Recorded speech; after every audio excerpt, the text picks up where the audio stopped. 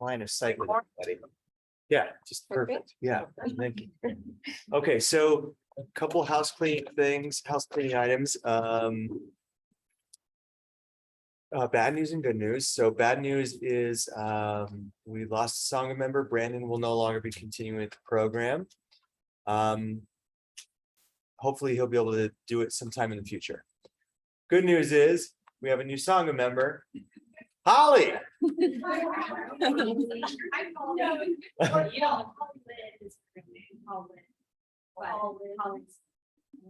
Well, what do you prefer? Yeah, what do you prefer? I've been stepping more into like the pollen. Okay. So pollen with an N. It's HOLLY. Okay. Cool. Awesome. So we'll do introductions again tonight. So you'll get to know everybody. So it won't just be like Holland. This is everybody. Everybody that's Holland. And I've known you for, oh, we do have twin water bottles. And then you'll have to give patience for me because I've known you for as Holly for years. So Yeah, same. I'll Yeah. work on it, but Same. I'm gonna be in the same boat. yeah. And then we get to do Chakra night together tonight. This is our only night together. She'll be here on are you odds or evens? I'm evens. You're evens. Yes. Okay. So you're evens. That means she's 2, 4, and 6, and I'll be here on Chakra night. Of course, 1, 3, 5, and 7. So yeah. We flip flop and we do it with extended as well. Yeah. Yeah. So we love to do this. This next 7 weeks is this is the piece of the training that is really about your personal development. So we're not going to be learning about the chakras in a way where you will be an expert on the chakras because we don't have the time. You won't be learning in a way that you will be teaching the chakras because we don't have the time. Chakras are really in depth, and we could do a whole 200 hours on them easy, right?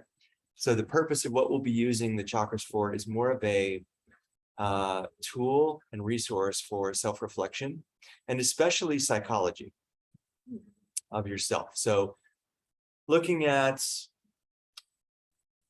patterns, belief systems, behavioral conditionings, all these kinds of things that yoga would call karma and samskaras. So you heard of word karma before, right? So we need to kind of disambiguate karma a little bit, because in the West we think of karma as like, oh, I just did something good, so something good is coming to me. Karma in the pure form is simply just action. So it just simply means whatever actions that you take in this world, it will produce more actions, as long as those actions are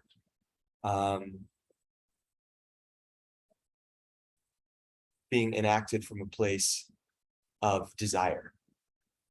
So this is the crux of yoga, is that everything that we do, all the things that we believe, all the things that we think, which by the way, like 90% of our thoughts every day are the same thoughts we had yesterday. Generative thoughts are very uncommon, right? And 90% of those repeat thoughts are usually negative thoughts, right? And so we're going to be looking at the hardwired system of the brain, reptilian brain, a lot of evolutionary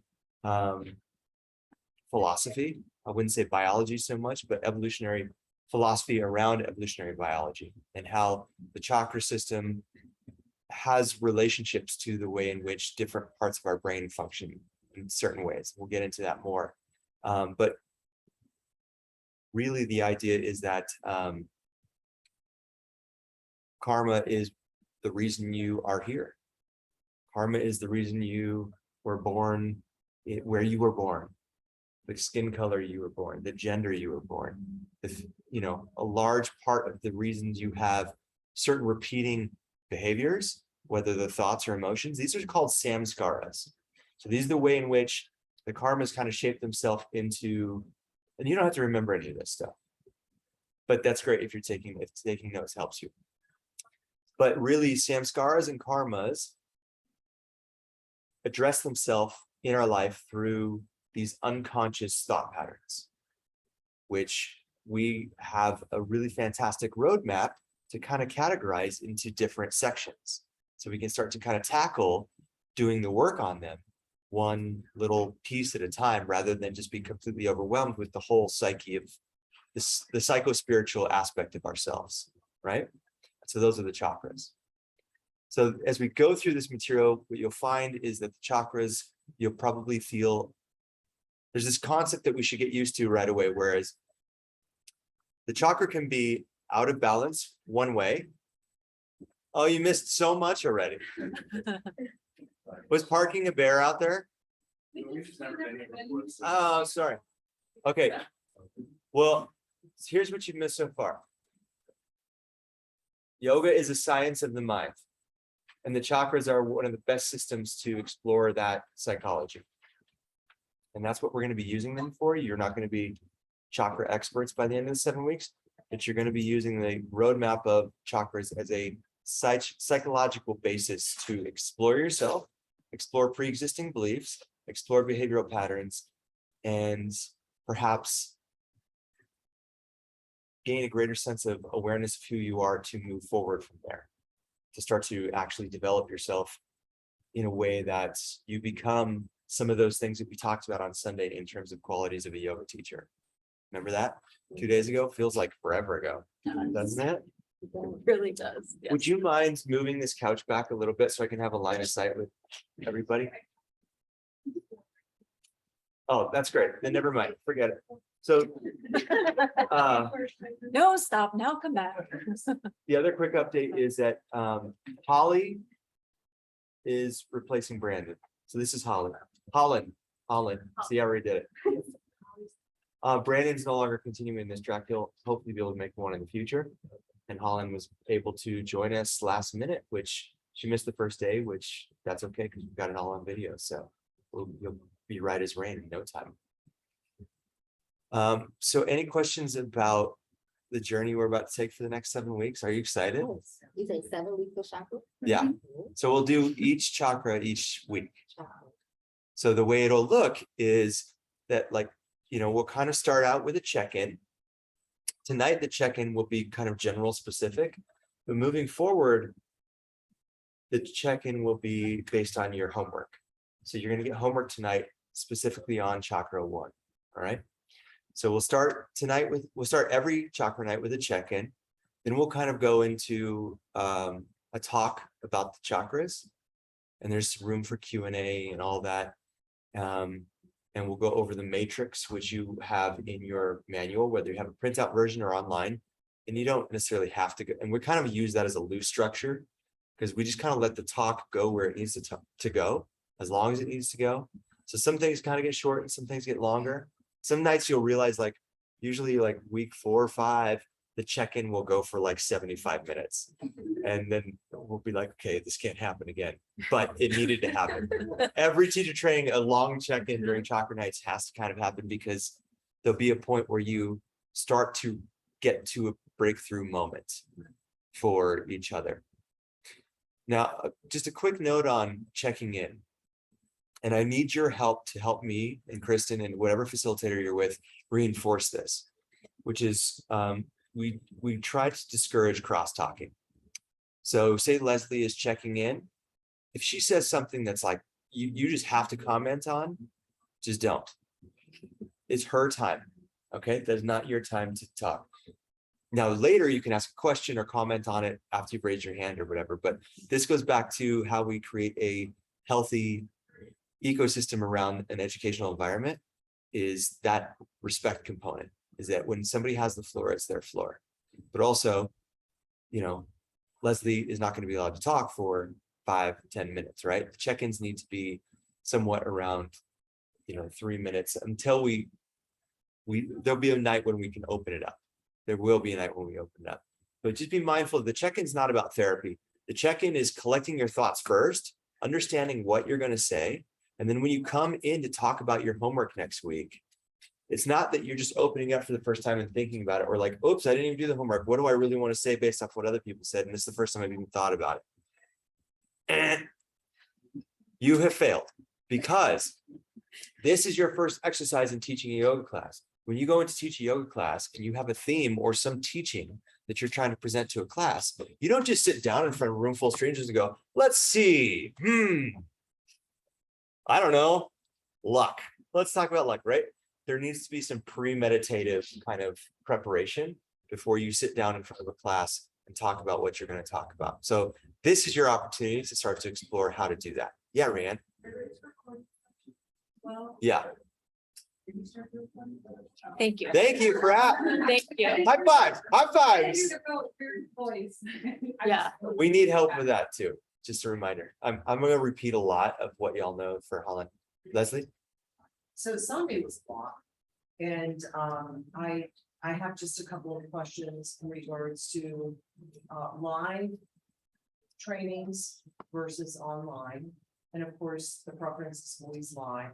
But if for some reason I can't make it to like one of these nights, can I do it at the same time online? Yeah, you zoom in. So it's that Zoom absence request form. So you fill that out and you'll get the link for the Zoom to So you have access. to get permission first. Yeah. Yeah, you need to request it because it's encouraged that you're here. Okay. Because it adds to your education, it adds to everybody else's experience too. Okay. Yeah. So unless you know you're gonna miss, there needs to be some kind of emergency or reason or something like that if you can't make it. And especially during posture clinics and things like that. But That's Saturday and Sunday, correct? Saturday is posture clinics. But chakra nights too, it's really important that, you know, for the level of kind of emotional vulnerability that we may go into, the more that people are here, the better it is. Because what can happen with people online is it can get so kind of intense and real, and you can't feel the temperature of the air change online the way that you do here. And it can be kind of isolating and kind of make you feel alienated and removed from it. And it's by putting yourself in the discomfort of showing up, even on the days you don't want to or when it's hard, that make you dig into the next layer of what we're peeling away. Because this, remember, again, is all subtractive practice, right? Yoga is a subtractive practice. So good question. Thank you. So any other questions about the trajectory of the next 7 weeks and what we're doing? Yeah. What's your preferential time frame as far as like requesting first? I think it's listed on the form. If it's within 24 hours, I get an email about it, so I can usually get back to you. But if it's like less than 24 hours, submit the form and then text me. So because I won't see it in time. Is your phone number online?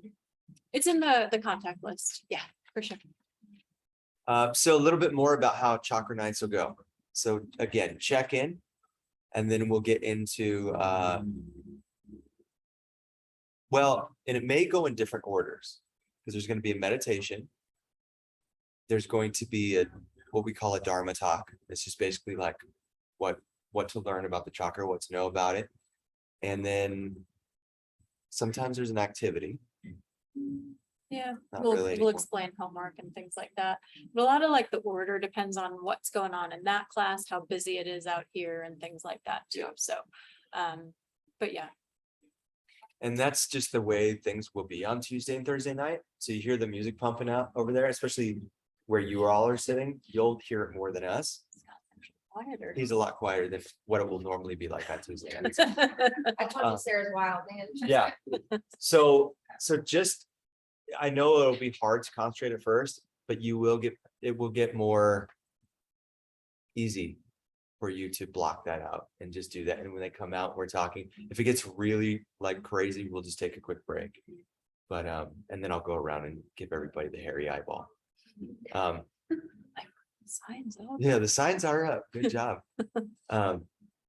So just bear with the fact that it has to be here on Tuesday and Thursday nights. And this is how we've done it for, 12 years. So, we can manage. It may not always be the best, but sometimes discomfort's good for you. So yeah, we hope that these nights will be inspiring for you and exciting for you. I also want to say though that the chakras are a bit woo-woo. Is that phrase something everybody understands? Yeah. Some of you are nodding. What is woo-woo? Yeah.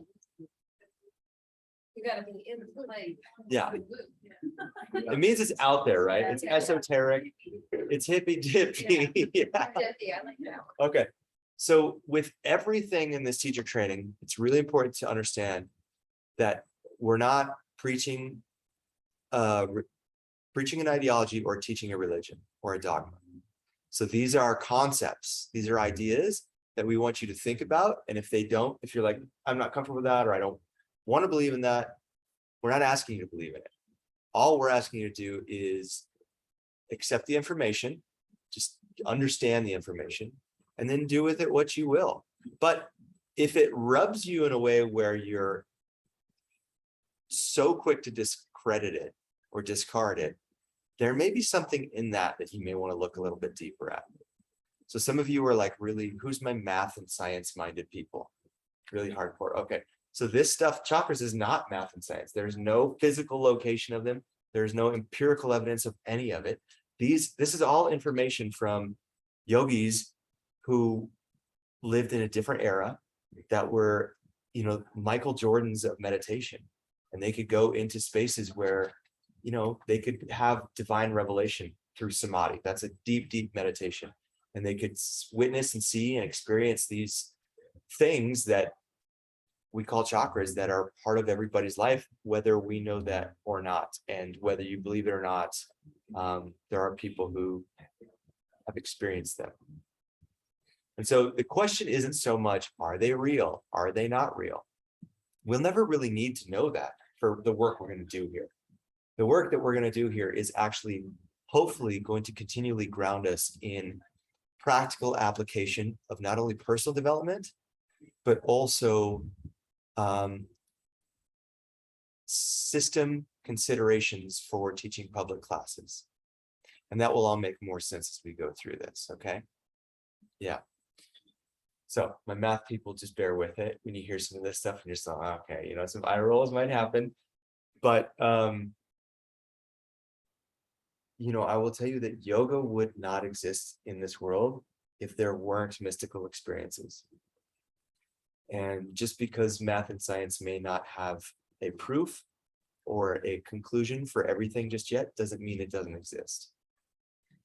And it's always a good thing to start any kind of endeavor like this by reminding ourselves really basic questions like, how do I know what I believe to be is true? Why do I believe what I believe? And am I willing to change? How willing am I to change my belief systems? Not that we're asking you to change your belief systems, but it's just a good gauge to get to see where are you coming into this at? Are you already like, oh no, I'm already like this person and this person only and this person ever, right? And forever. And that's okay. We accept that. But all we're asking is you accept the information, and you just stay curious with it. Even the parts of it that you're just like, that's hard to swallow. But hopefully most of it, like I said, will be based in the more psychological. We're not going to go into the mystical aspects of the chakras. So that's more something we do in the 300 hour. The 200 hour, we're going to explore more in the Western sense. So quick history before we get into, I'm going to let Kristen take the mic here in a second. Actually, let me do the quick history, then we'll do check-ins, and then we'll dive into Kundalini theory. Okay. So it's important to understand the way that we're approaching chakras in this school is why it's different than in the 300 hour. Okay. So there are such a thing as chakras and chakras. Okay. So chakras is like the traditional Indian Eastern version of it that you will find in ancient scriptures, or what they call them shastras, old tantric shastras, Hatha Yoga Pradipika. Anybody ever heard of the Hatha Yoga Pradipika? That's probably the most famous tantric text. Anyway, if you haven't heard of that, I haven't heard of any others.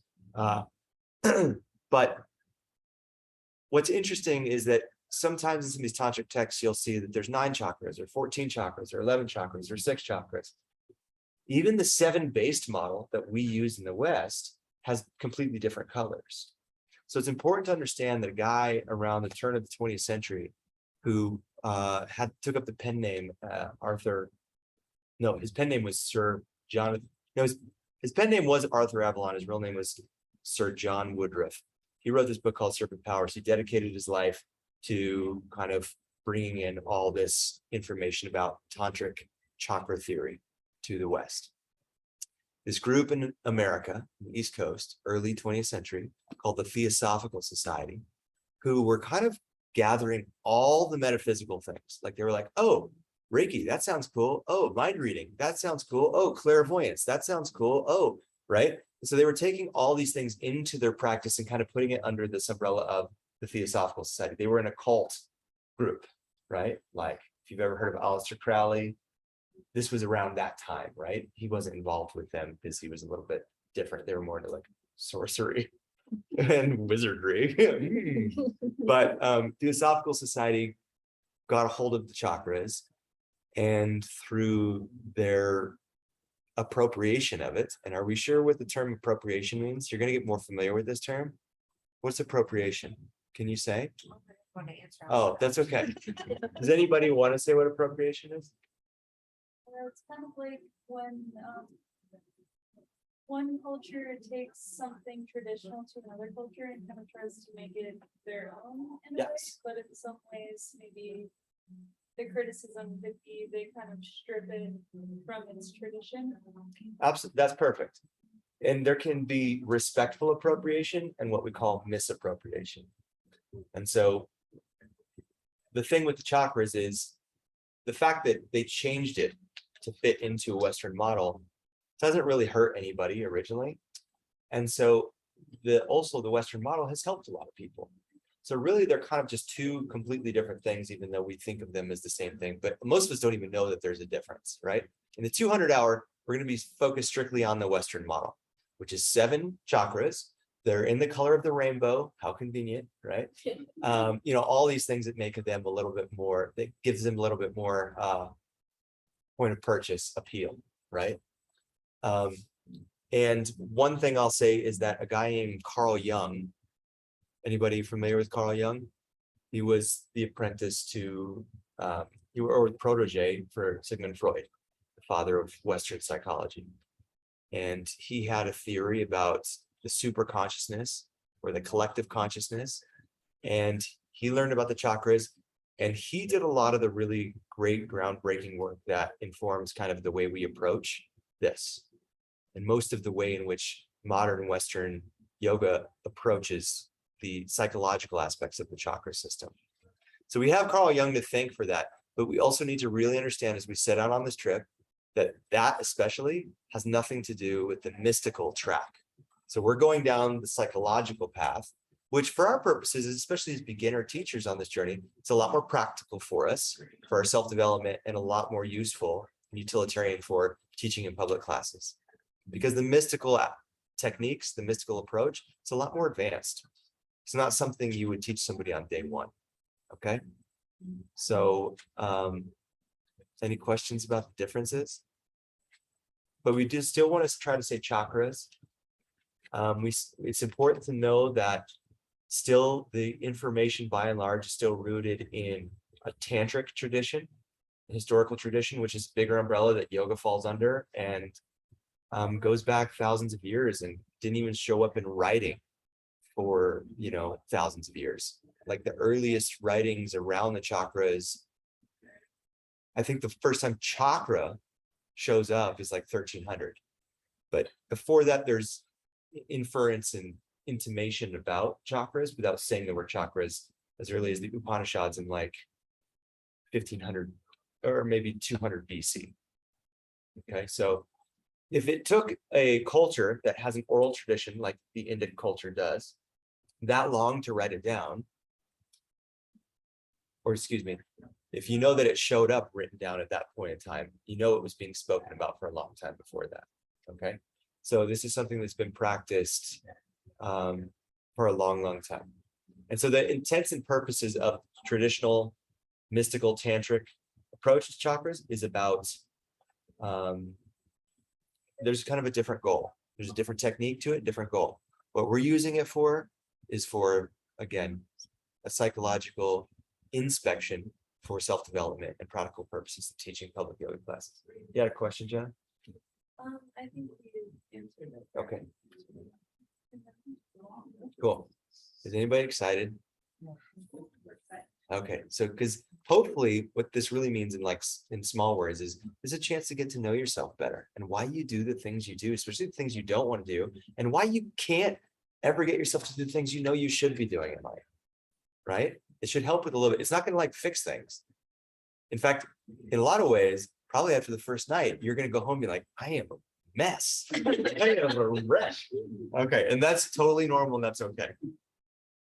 In the Western version of chakras, we're going to talk about balance. And this will be the last thing I say before we move on. But it's just important to understand that in the Western model, we talk about balancing the chakra. So we want the right amount of prana to be in them. And we're going to talk about what it means when there's too much prana there and when there's too little prana in each of these and how they will affect us. And some of you will be like, oh yeah, that's me. Some of you will be like, oh yeah, I know somebody like that, right? Okay. So all that to say, let's get started with our check-in. So we'll do names again, and we'll do maybe so far in teacher training, what has been the biggest kind of like oh, or aha, or eureka, like when you taught during posture clinic, or when you showed up and you were super nervous and you realized you were the same as everybody, or even what we've said about chakra night tonight. Just maybe even something you're excited about or something you're scared of. Just tell us kind of how you're doing around the context of teacher training tonight, and let's try to keep it to about 2 minutes per person. Okay, so who would like to start?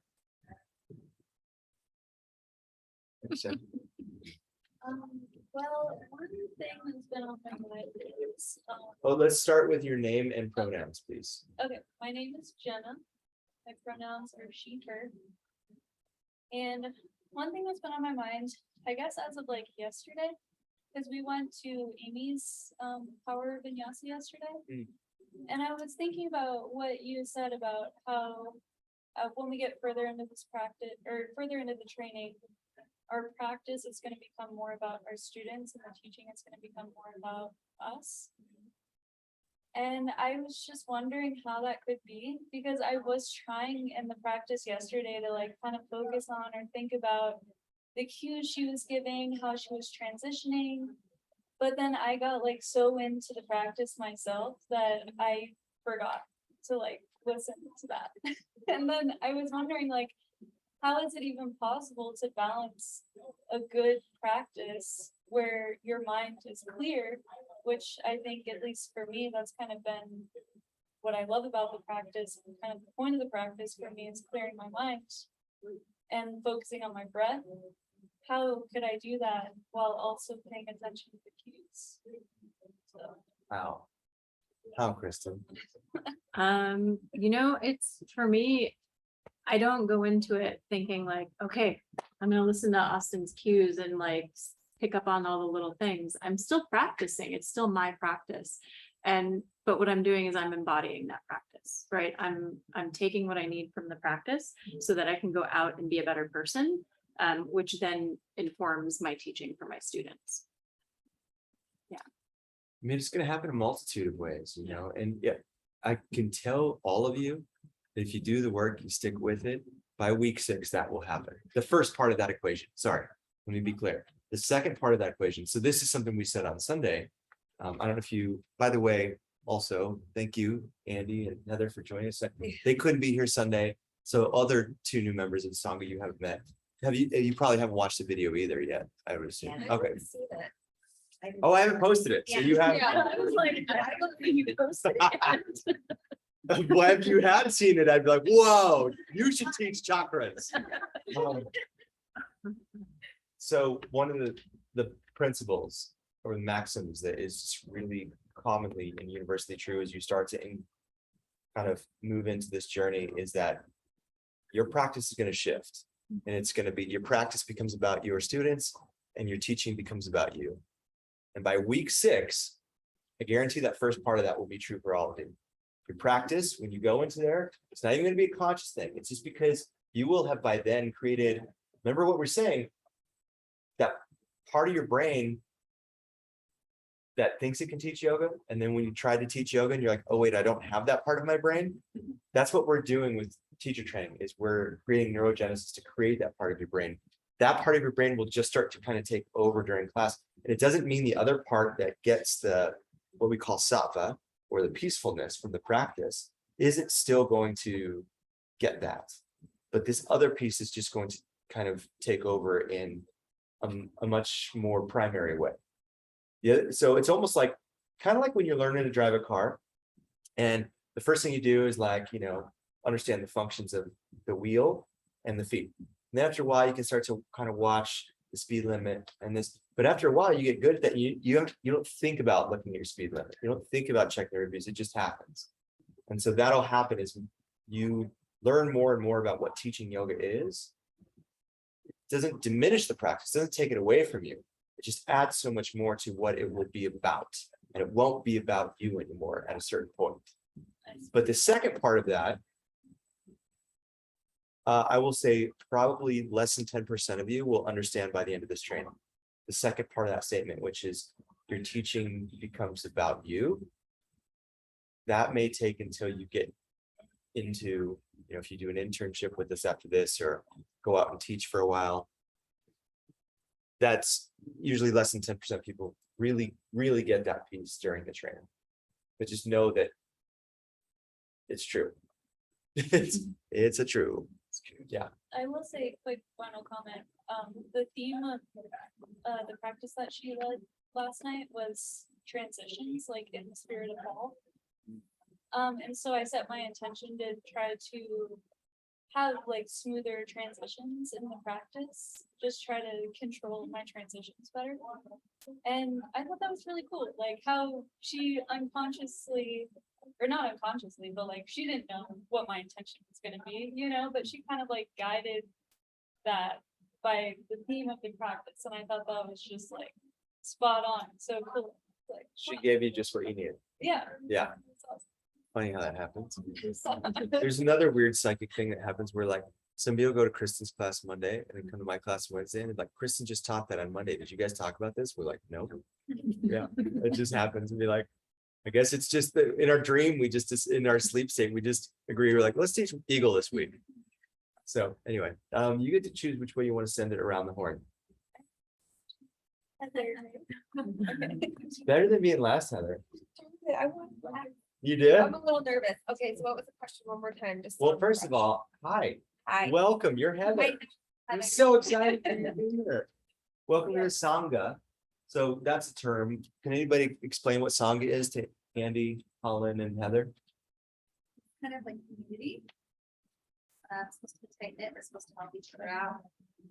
Ask them. And you're gathered around a common spiritual endeavor. And that's important to understand that there's a mission to the reason you're connected, which is in this case, to become a yoga teacher. So, how are you feeling about starting teacher training tonight? Just give us the general. Okay, that I can do. Yeah. It's crazy. I was telling your husband on the way here. I'm like, I feel like a little kid again. Like you're driving, got the butterflies going in your stomach. I was Thursday like, is "I'm such a cool." nerd, I love it. But I have loved yoga for so long, and I've done it on again, off again. And there's just something that has always brought me back to it. And I feel like, so I had a really hard couple of years, and like this kind of brought me through it, and to be able to share that with other people is kind of my main focus with everything. What kind of brought me into the yoga teacher training space.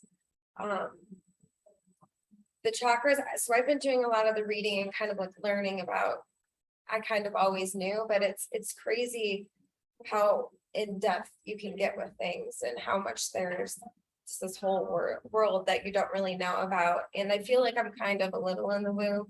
I've really worked the past couple of years on getting into the woo. So I've definitely taken that approach in my life where I do a more natural, holistic approach in everything that I do. So why not share that with other people? And I guess that was a big part for me. Ah, I don't yeah. know if that was correct. That was perfect. That was great. And it's scary the first time you talk. And It's really. to the scary. group. I know, I love that idea of like coming out to school the first day, like your husband just like waving at you from the door. You're like, Yeah. you get on a big yellow yoga bus with your lunch pail. That definitely happened too, because he's in the class downstairs, so. Ah, I was like, oh, thank you. Well, For sure, well, welcome. thank you. Yeah. Oh yeah, we're doing names again. I'm Ellie, she, her. I'm just really excited to get started. There's nothing like a big aha I've had yet. But I'm actually really excited for Chakra Nights. It's been something I've kind of been looking into on my own, but I feel like being in a group and having that community aspect will be really helpful as far as that goes. So, Tasha, she, her. Um, Not really, well, yeah, an aha moment is actually adding this into my schedule because I'm such a rigid person. I have my schedule already down pat. So yesterday I was thinking, oh wow, I have all of this to add into my schedule, just, Sunday, Tuesday, Thursday, and 4 weeks. Thursday, Saturday, so just adding it to my schedule is what's gonna be the part that I'm most excited about, and I can't wait to get that part down pat. But so far, I'm just excited about the community and learning. I'm definitely excited about this chakra. Chakra, you got it. so excited about it because I'm like a huge fan of Erica Badu, and she loves chakras. Cute. So I'm excited to just, learn about the chakras and continue to learn about everybody else. Thanks, Natasha. Now, let me ask, you bring up a good point. Who has put this into their schedule yet? Everything. Okay, sooner you do that, the better. And number two, really important that you tell people in your life that you're doing this. Sometimes that's easier than others, but having people outside of this that you can be accountable to be like, yeah, especially for those days where you don't want to come, when it's hard to come, right? We talked about this, right? Creating fail safes to make sure that you succeed in your goal, right? You're here for a reason. Let's make sure that you don't just let your mood dictate your fate, right? Yeah, okay. So it's helpful to tell people. Tell the world, go on a mountain. I'm in teacher training. Leave me alone for 12 weeks. I'm Andy, she, her. This is, God, I wanted this since 2014. I attempted extended training in 2017, and this is kind of piggybacking off what Jenna was saying.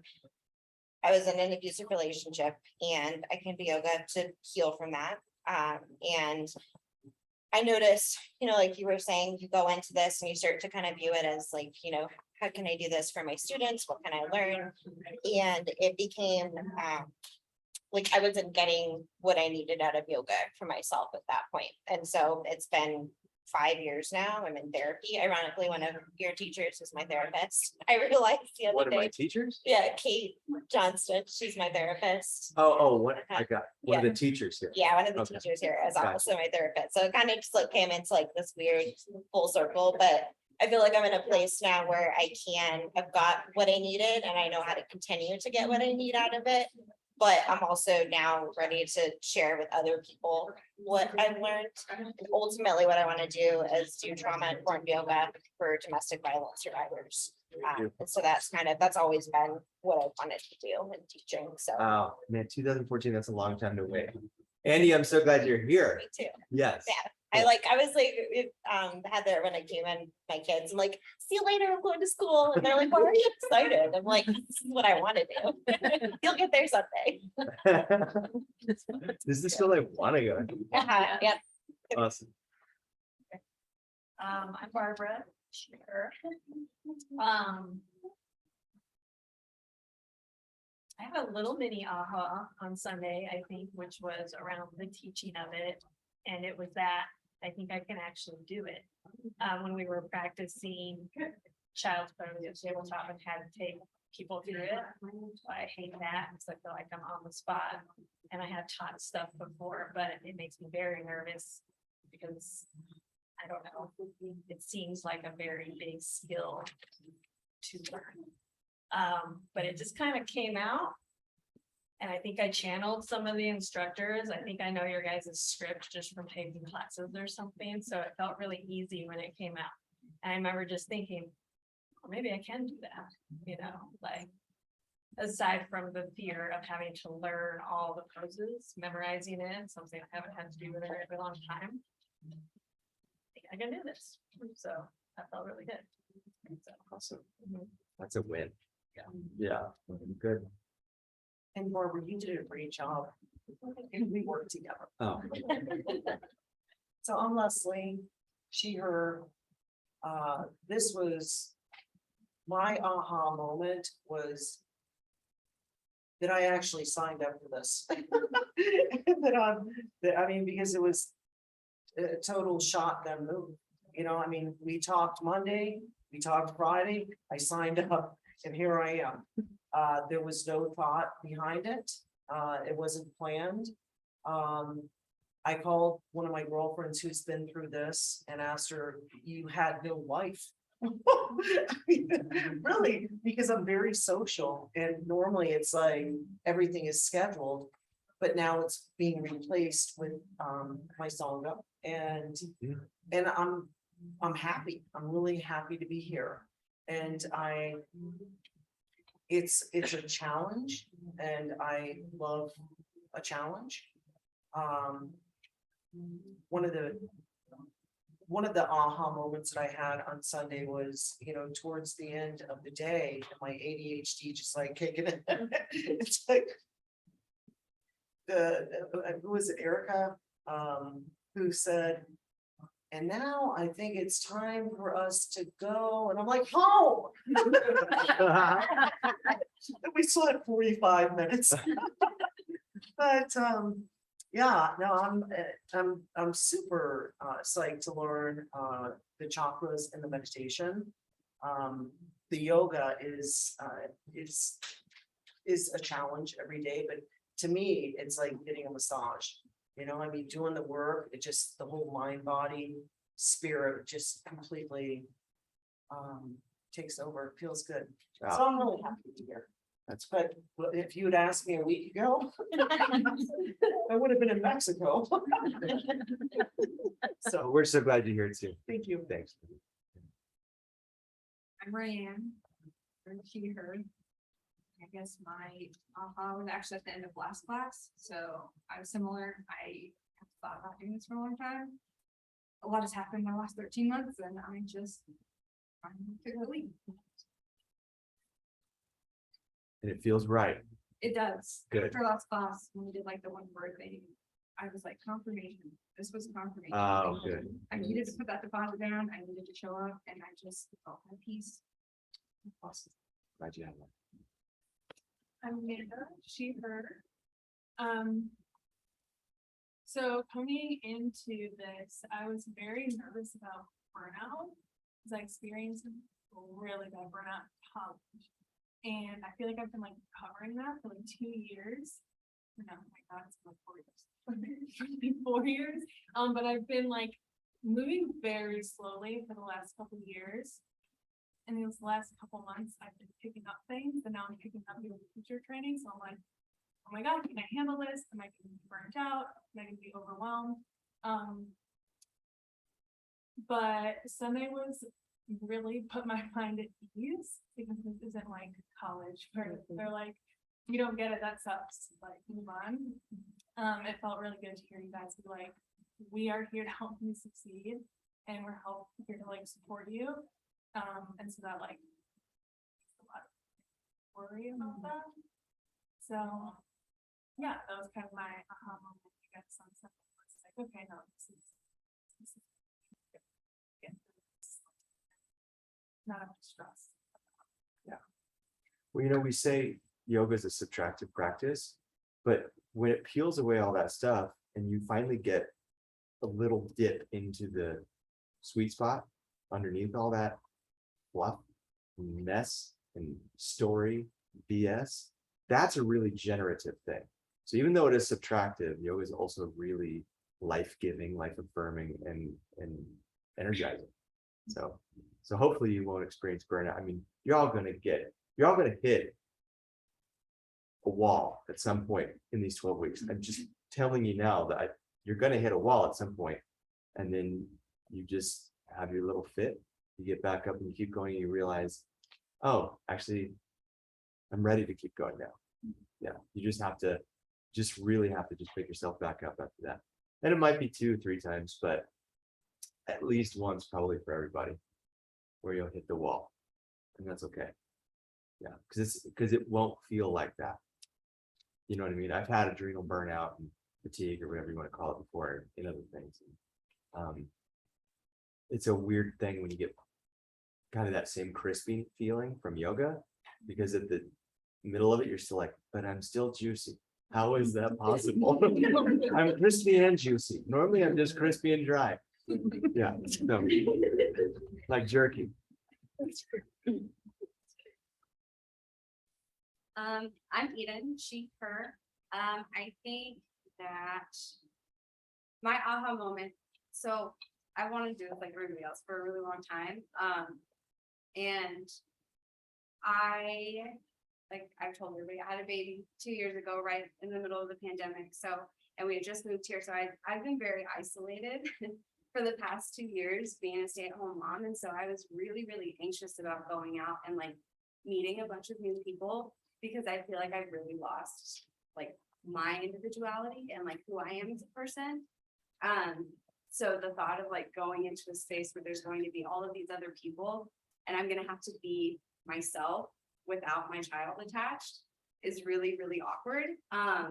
But when I came in on Sunday and just through introductions, like feeling like, oh, I'm just one of these people doing the same thing together and they see me the way that I'm seeing them, was just very like eye-opening for me. It felt very like, okay, this can be a safe space to like figure some shit out, figure out who you are, figure out the like, come back to who you are. And these people are safe to do that with, because a lot of them are probably doing a lot of the same thing.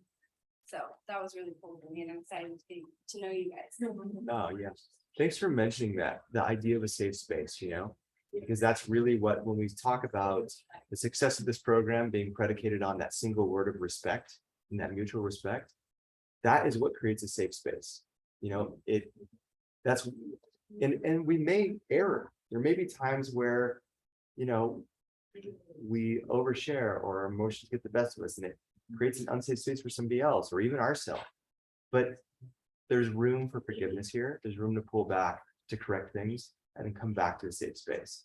And so it's just one of those things where I just want to keep that in mind for us too, that like under the guise of respect is like, you are each other's keeper here. You are the stewards of each other's educational success for these next 12 weeks. So it's on you. It's on you. But hey, you said you believed in yourself when I asked on Sunday. I said, who believes in themselves? And everybody put their hand up. I guess we didn't ask you three. You believe in yourself, you three? You're like, I almost believe it. You're all, exactly. Okay, I'm Polly, and she, her, aha moments. Well, okay, so yeah, I've been wanting to do this for my whole entire life since I was born. I feel like it's been like long overdue. But I feel like really ready to do it. And yeah, my aha moment was today. Like it just clicked, and like frantically it clicked. And I had to figure out like my whole schedule and work and everything, but it like came together so easily, so effortlessly that I knew it was the right time. But yeah, I feel extremely ready to do this. And I'm also really excited to have a community of people around me. It's so huge. Just the biggest thing is community love. So I'm excited for that. And then I'm also just excited to like go deeper into my own journey with yoga. Like I feel like I could say a lot, so I'm just gonna keep it short. That's really good. The other thing too that you new three didn't hear is that like everybody is worthy. Everybody here is worthy of the same opportunity to learn too. So just sometimes we have to remind each other of that, and sometimes we have to remind ourselves of that. And I just want you to know that if you're here, There's a reason. There's a very important reason. Yeah. Jenna, the other Jenna. Jenna two? No, you can't classify it hierarchically. Erica in the posture clinic that we have, if you guys wanna call me Jen, Jen, I'm cool with that, and then we can kind of have it somewhat of a so call difference. you Jen, call you no. No, no, no. You changed it, I cannot stand when people call me Jen, but like when you said it, I was like, oh, God. Okay, so are we doing that? Yeah, That's something both of, that's fine. Yeah. is that all right? Really appreciate it. All right. All the Jen, it's kind of like an weird thing, so it's like cool that maybe my son will call me Jen. Okay. I think when I was a kid, I was like, I want to be Jen. I don't like Jenna. When I was like in sixth grade, and I was like, no, I love Jenna. Didn't even do it for that thing. Wow. You know what? Call me Oscar. Now let's take the Oscar. Go ahead, Jenna. Well, so gosh, Sunday I came into the other studio and Austin, his bubbly self, asked me, "Hey, are you ready?" And I was like, "No." And then I got into class. And I was thinking about it, like my life is really just right now, like in a lot of different ways. And then I had this aha moment when we started living off the plan that like putting back the reason why because my life is, you know, I'm going through a lot of healing, I'm going through a lot of, it sounds like we all have a very similar situation, being like wanting to do this for a really long time. I was like signed up for the summer class and last minute totally got cultivated and through and knew like completely like this was environment I wanted to do it for like the last 10 years. So I think it's really exciting. I think I'm definitely give the community now.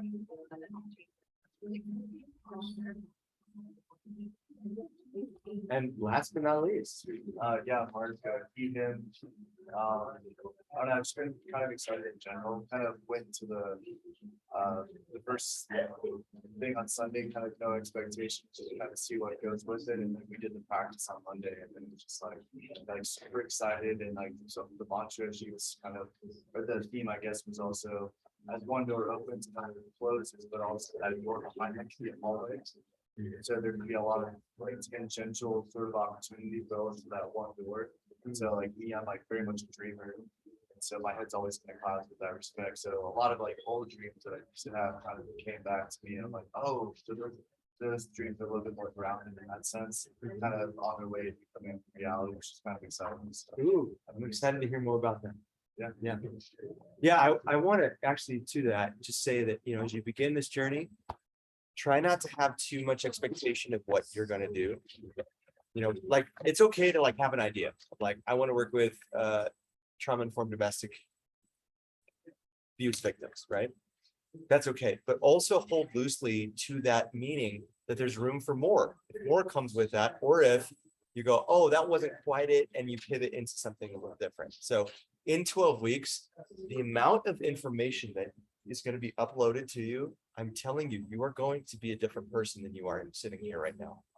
So you can't make a decision for that person now, not knowing what you will know. So I just want to say, it's okay to have aspirations, but just hold loosely to even the concept of I don't know if I'm going to teach or not. Hold loosely to that and just let yourself really explore the instinct and the intuition and the feeling that it may kind of swing back and forth along the way with you. Because I know there's some of you who are like, I'm not sure if I want to teach, right? Okay. Well, this is a really quiet release. Can Scott teach every Tuesday? Flip flop. Yeah. So thank you all for the sharing. That was really good. How'd that feel? Does it feel good to talk to strangers? The other thing we did was we started the day with everybody having to make awkward eye contact with each other. Every single person. I'm not gonna make you do that tonight, but the next time I make you do that, trust me, it won't be as awkward.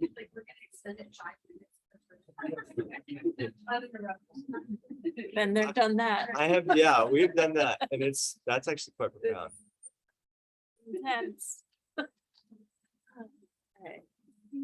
They're quiet, so yeah, Block to sit on because I think you're sliding. go for it. Okay.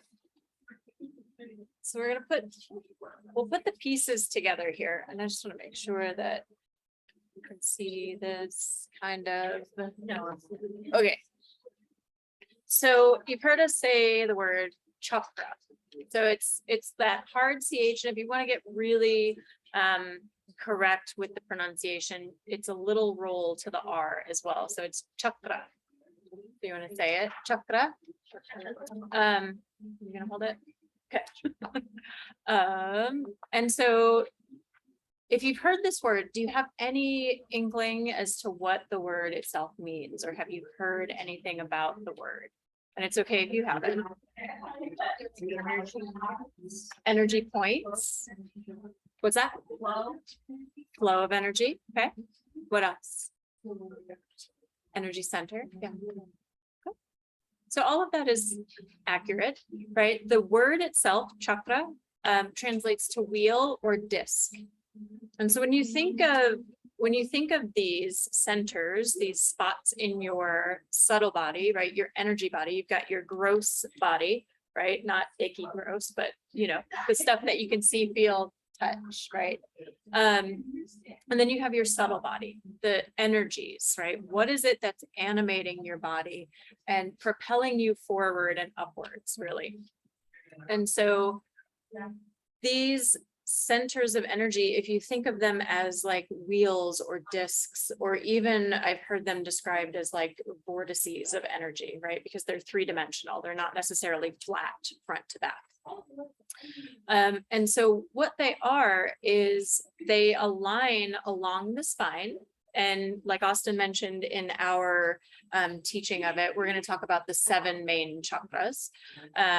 And so they correspond for the sciencey people. We'll talk about how they correspond with different nerve bundles, different endocrine glands and things like that. And it'll start to kind of click for you in that way. And I didn't write this word down, but he also mentioned the word prana. Have you heard this word before? What do you know about it? The energy, yeah. It's like the life force energy, right? It is, prana is it's vital life force energy. It's the foundation of all living things, of all things that exist, right? And it comes into the body from the food that you eat, you know, the air that you breathe, different interactions with other people, nature, and what have you. And so prana travels through your body. So if you think of like your cardiovascular system or like your lymphatic system, you have blood vessels and you have lymph vessels that weave throughout your body. Well, the same is true for your subtle body, right? You have these channels called nadis that carry prana throughout your body. Okay. And nadi translates roughly to channel or flow. And it's believed that, and you know, different texts will mention different things and different teachings will say different things, but it's believed that there's upwards of like 72,000 nadis in your body. And where these nadis connect, where they cross over each other, is where you'll find chakras. And so you'll have all these little minor chakras. You might sometimes, if you start reading into this, you might start to hear them called marma points or minor chakras. But the ones that we're concerned with, I don't know the names of all of them. All 72,000, do you? Do you know about 1,000? I know. Probably like 5. Yeah. So. No, I we know don't need to know 7. But So the that's- nadis are just different. Yeah, yeah. But the 7 chakras that we're going to focus on are really going to correspond with 3 main nadis. Okay. And so these 3 main nadis travel along the spinal column. Okay. You've got the central nadi, which I've got, you can see it, which is right here. It travels along the spine, starts at the base of the spine, and it travels up through the spinal column and exits out the top of the skull.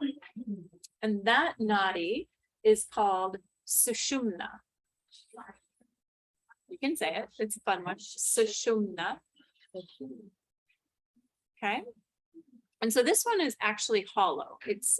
Sushumna means hollow reed. And so as it is on its own without any yogic practices or kriyas actions, there's no prana in it. Okay, it gets its own special kind of prana that lives dormant at the base of your spine in your sacrum, called Kundalini energy or Shakti prana. And when it's activated through these different practices, be it yoga practices, meditations, different things like that, it starts to move upwards through Sushumna. Okay. Along with that, we've got two other nadis that spiral along Sushumna, kind of like in that double helix shape. And where those two nadis cross over Sushumna is where we find the main chakras that we're going to talk about through the 7 weeks. Okay. The exception being your crown chakra. That one is on its own. We'll talk about why when we get there. But the one nadi that starts down here, they start at the base of the spine. It spirals to the right, in and out of the chakras, and ends at the third eye, and then it'll spiral down and kind of exit through the right nostril, is Pingala. And this one it has qualities of like vital energy. So when you're active, you're moving, doing an asana practice, or you're out hiking, things like that. So you're using, digesting food and all of that. So it has a hot quality, a heated quality. So we call it like solar energy, right? Or even masculine energy. And this is, I got all that. You sure can. The other item, Ida. Mhm. what kind of energy, like that one is said this one is more like a hot energy, masculine. It is, yeah. So it's lunar energy. So it's cooler. It's when you are thinking, right? Meditating, things like that, winding down for sleep, all of that. So yeah, and they work synergistically together, right? It's, different times of day, you're going to find that you might have more energy, and you can test it with your nostrils. Like one nostril might be a little bit more constricted than the other during the day, and it flips. And it's like every 2 hours or so that it'll flip which one is dominant. Yes. Relate to your question. So they That's a don't, loaded question. they don't, because your doshas are purely physical. So the doshas are physical representation of the gunas and the subtle doshas. So this is a bit more complex. You just asked a deep end question. But no, it's okay. It's great. Yeah. But what I will say is, those of you who don't know what the doshas are, they're the 3 constituent parts of the physical attributes that create all of the universe. So you've got Kapha, which is heavy and thick. You've got Vata, which is thin and frenetic and airy. And you've got Pitta, which is fiery and powerful. Right? But these all have corresponding subtle doshas, ojas and prana and tejas, which do correspond to these 3 nadis, but that's beyond the scope of what we need to know. Yeah. I will say though that what's really cool about this stuff is that this first initial work in yoga, one of the things that we're trying to do is create what's called hemisync. So when we are in Pingala, we're right brain dominant. Well, right brain dominant is very important for certain aspects of our life that we need to perform, like teaching yoga. Teaching yoga to be an engaging teacher. If you're in Ida, you're going to be too reflective. You're going to be maybe even indecisive about what you're going to say, or questioning or doubting, or quiet, and not, your energy is not going to be projected. It's going to be what you may call like introvert, right? So when we teach, we want to cultivate Pingala When we're contemplating, meditating, things like this, we want to cultivate Pitta. But when we're trying to establish some of the higher purposes of yoga, and we're going to talk a little bit about what the heck the goal of yoga is, right? Because most of us start yoga because we're like, ouch, life hurts. Somebody said I should go to yoga. Oh, that helped, right? And that's to some weird extent, that's about as far as like some of us investigate by the time we get teacher training. And in fact, I don't want you to know much more than that, because I think the goal of yoga is a really intimately personal thing on your journey. So there's like the capital T truth answer to what the goal of yoga is, but then there's the personal answer that you're going to be exploring the whole time through this training that is going to be more important for you than this capital T. We'll talk about the capital T truth and what the goal of yoga is, but what's important is that you continue to ask that question. What is the purpose of these techniques? What is the purpose of what we're learning? What is the purpose of why I teach this? What is the purpose of why it matters to me in my practice? Because it's really not about the answers with this kind of stuff. It's about the questions. But I will say, the last thing I'll say is that talking about the capital T version of truth around the goal of yoga is that we're trying to get this Shakti. So prana, right? Prana descending is called Shakti. That's where it sits at the bottom of the base. We do certain activities that wake it up. And that, when it comes back up, that Shakti is converted into what's called Kundalini. Means it's spiritually charged prana. Okay. So when we have prana through the Ida Pingala, we're reflective, we're really creative. We can write really great pieces of poetry, music, things like that. When we have prana active through Pingala, we're great performers. We're great moving in our body, like hiking or whatever it is, right?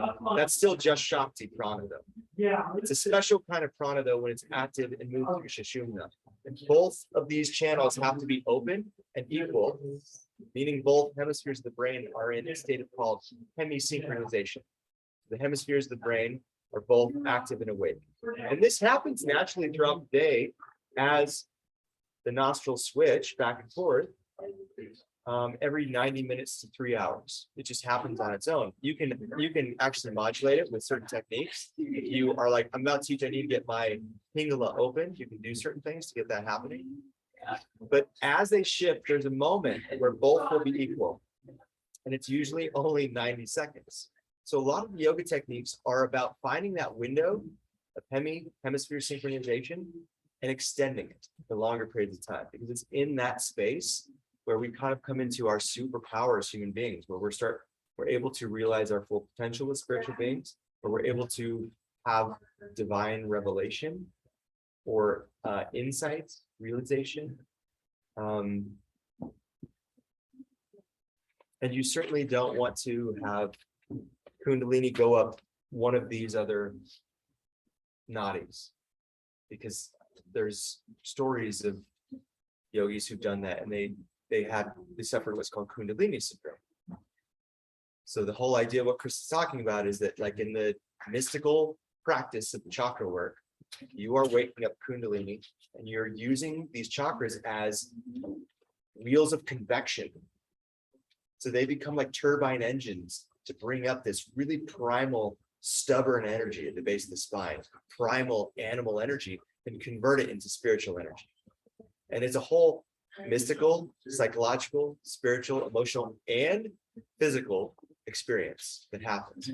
But if this powerful experience awakens and doesn't go in the right tube, it can cause Kundalini syndrome, or if it awakens before you're ready to contain it in the right tube.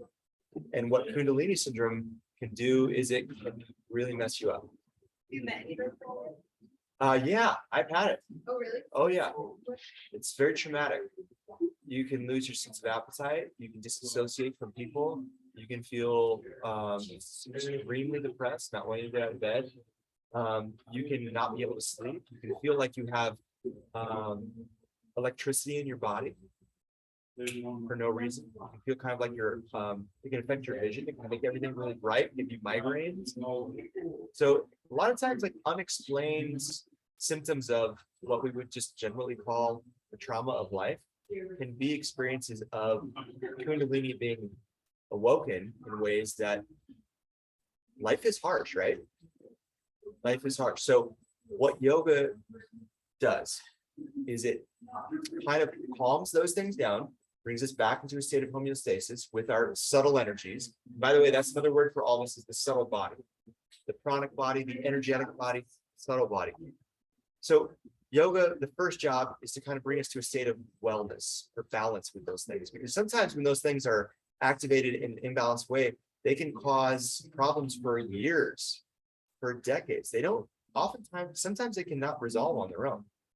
And it's not until we find yoga. And for me, I had that happen from a psychedelic experience, taking too much acid when I was a youngling, thinking, you know, that nothing can hurt you, right? You're a young blood and you're like, acid, sure, I'll take a bunch of that.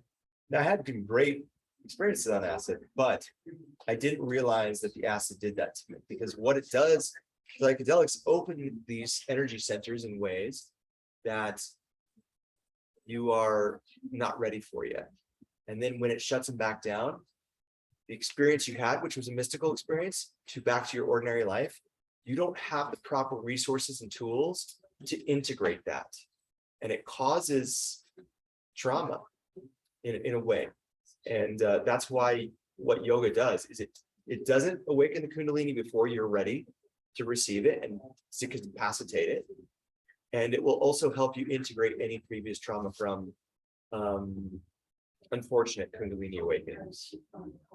So yoga is kind of beautiful in that way that like, and you may think when we talk about the goal of yoga, it's really easy to get to like, well, I want to get to the goal, but you forget that you have 999,000 steps to get there in between. And you have to take each one of those, and yoga will not let you skip those, whereas psychedelics will. But then you pay the price when you come back. And the whole goal is that with yoga is that it fills in each step as you take them. You have to step with faith, know that the road will rise to meet you as you put your foot out into oblivion, right? But once you get there, you will be established there. And each kind of milestone on your spiritual journey, when you earn it through what we would call reality-based practices like yoga, you don't, there's no like turning back into a pumpkin at midnight kind of thing, like with LSD or something like that, right? You get to keep the ground you gained most of the time. You can lose it too, but I've already gone too far into a tangent. Sorry. Good. That's it. Okay. So Pingala, let's review this. Chakras means what? Wheel. Nadi means channel or river, right? So you have all these nadis like this picture on the wall back here, and where the three most important ones that carry the most pure form of prana cross over, constitute the 7 chakras, except for the 7th, because these two end, you see right here at the 6th chakra. Actually, it terminates, it goes through the 6th chakra and terminates at either nostril. Whereas the Sushumna carries all the way up through the crown. So if you think about when you were born, cosmic consciousness comes in through the center. In fact, babies have a soft spot in the top of their skull for the first couple of weeks of their life. That's the Shakti coming into them, and then it settles in them. And then as the Shakti petrifies over the course of your life, these energy centers correspond with different aspects of your brain. And so we know that you start to become established in the root chakra at the same time that you are developing the reptilian brain in your mind. In fact, actually, all 3 of the lower chakras are reptilian brain based, right? We get to the heart chakra, the 5th chakra, we're talking about the limbic system of the brain, which is the emotional center. So reptilian brain, by the way, is it controls the autonomic nervous system, meaning flight or fight, meaning when you start sweating for no reason, meaning when you have hormones or whatever it might be. This is your reptilian brain, right? It's controlling the endocrine system. It's controlling the autonomic nervous system. These are all related to the lower 3 chakras. 4th and 5th chakra related to the limbic brain. This is the emotional center of the brain. This is where we, believe it or not, this is where our belief systems plant their flag, right? So it's possible that your executive functioner, your prefrontal cortex, may have decided what your belief systems are. But oftentimes that's not true. Oftentimes it's family systems, family constellations, it's ancestral trauma, it's all these other kind of things that make us become weirdly Republican or Democrat or vegan or whatever the karma is. It's that operating system is just hardwired into you. And so the work of yoga is to undo that, not because it's wrong, but then so you get the freedom to choose. You get the empowerment to be like, okay, I realized that I was choosing these belief systems in my life out of fear, out of worry, out of desire, right? Those are the lower three chakras in a nutshell. Fear, anxiety, and desire, and ego, right? Now, when we start to do these, we open up these higher chakras, we can start to not only uncouple ourselves or divorce ourselves from some of those belief systems and those karmas and those samskaras and conditioning, why we chose to be a nervous person, or you may never not be a nervous system person, but you can start to choose something else rather than be kind of a slave to just reacting to your life with your unconscious thoughts controlling you, right? And that's the beauty of yoga, is it empowers you in what's called a super conscious state. So in two ways, it works. So there's this beautiful kind of thought where if you think about, like, there's this vast ocean. This is your unconscious mind. It contains your subconscious, but it's more than that because it's also acting on you when you're conscious, but it's the unconscious aspect of yourself, part of you that's not aware of you. Then you have this conscious mind, and that's just a sliver of what you see reality is, right? By and large, 90% of your reality is informed by feelings and what am I trying to say?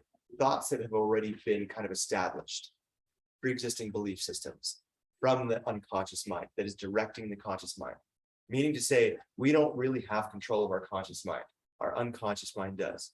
So the first job of yoga is to kind of clean out the unconscious mind and to take control back from the unconscious mind. And then we align it with what's called a super conscious mind. And that's the higher goals of yoga. That's like, we're not going to get into that in this training. This training is really kind of more about archaeology, excavation, and getting an appetite to want to do some of that higher work that yoga is really traditionally all about. So we're kind of from a culture that is wounded spiritually. And I don't mean to press against anybody's belief system, but humans have evolved a lot of great things in the last 5,000 years, but they have also sacrificed a lot for the ways in which we've evolved to be taller, to be better at getting food, to be better at all these kinds of things. And one of those sacrifices that we've made is our intuition, is our instinct, and our spiritual prowess as spiritual beings. We have been disconnected. We've been essentially exiled from that Garden of Eden. That's, in some Gnostic schools, they would say that that's the metaphor there, is that there was a time where human beings were first and foremost spiritually enlightened. You didn't have to go find a teacher to teach you how to become spiritually enlightened. That's just how it was until power became a struggle. People started oppressing other people, and people started controlling other people, and there became a hierarchy. And anyway, that's the whole story of humanity. Point being is that 5,000 years ago, when this started to rupture and people did start to seek teachers, and you would leave your family at 18 or 16 or 17 to go become a yogi, meant to go leave your family forever. I'm going to go into the forest where I was taught my whole life never to go because tigers and mystics will control your mind and all this and that. And you say, no, I'm going to go find enlightenment because the agrarian society has fallen from grace and they're suffering in that world. And that's the purpose. That's why you would say goodbye, mom, goodbye, dad. And they would say, okay, this is your path. This is what you're going to do. Go into the forest to find an ashram. Hopefully find a teacher, right? Ashram would be like 12 people. So this is about the size of what a teacher would take on. And then you would you would commence yourself to the initiation process. But by the way, your initiation to be here is a desire to want to be here and $2,500, right?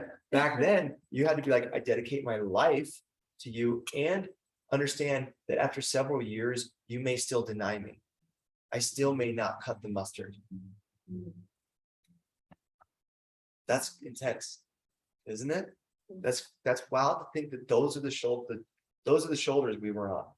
As we get the privilege to just get to learn this because we chose to, there are so many people who had to sacrifice everything to then be denied of it, right? And that's also not to say all of us will reach enlightenment, which isn't the goal of yoga, by the way, but we can just say for the sake of things, we won't get all the work done in this lifetime that we may need to, right? Of clearing our karmic storehouse and smoothing out the samskaras and ultimately serving others.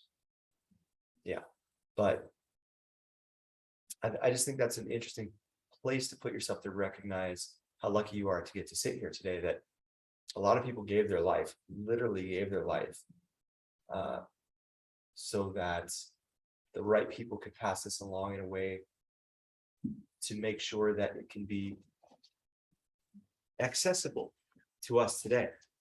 You know, and there is more to be said about the context of why it has shifted around that. You've had to meet a certain level of pre-qualification to get into the higher levels of yoga, to where now it's like you really just have to do the work.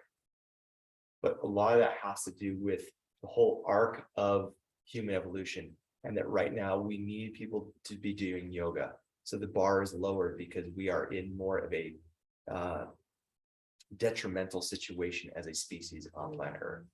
That if more people don't have access to yoga, we may not come out of this as a species. We may go into, you know, it's not genocide, but it's extinction. Yeah, and that's a very real possibility, and that's why the gatekeepers, the avatars of yoga, who are still with us today, the great teachers who've left their body, they're still, their teachings are still alive through the unbroken golden chain of these teachings. They're still directing these things. They're the ones who said, oh, okay, we need to change what yoga can be to make it more accessible, because we need more people now than ever, because the danger and the threat of losing everything is just become so imminent. So thank you for being here. We need you. We need you to go be yoga teachers. Chakras. You're saving. Well, in a way, I mean, if you can save yourself, you do save the world. Yeah. You know, in a way, like you begin, that's the beginning of the process.